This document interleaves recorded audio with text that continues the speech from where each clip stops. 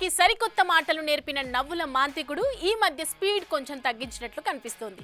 గత చిత్రం పరాజయం పాలవటంతో ఎలాగైనా సాలిడ్ కంబ్యాక్ ఇవ్వాలని గట్టిగా ట్రై చేస్తున్నాడు ఈ టాలీవుడ్ గురూజీ.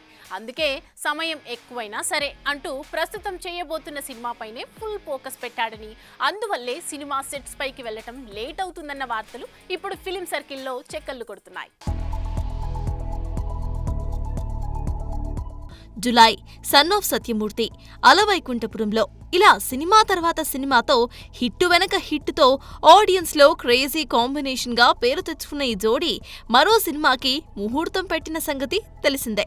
అయితే ఇది మైథలాజికల్ జానర్లో వస్తూ ఉండటంతో అందుకు సంబంధించిన grandeur sets, graphics, technicians selection process వీటన్నిటికీ కూడా మించి ఇటు బన్నీ, కార్తికేయగా మేకోవర్ ఇలా అన్నీ సెట్ అయ్యి సెట్స్ మీదకు వెళ్లాలంటే ఇంకా 6 నెలల టైం పట్టే అవకాశం ఉందని తెలుస్తోంది.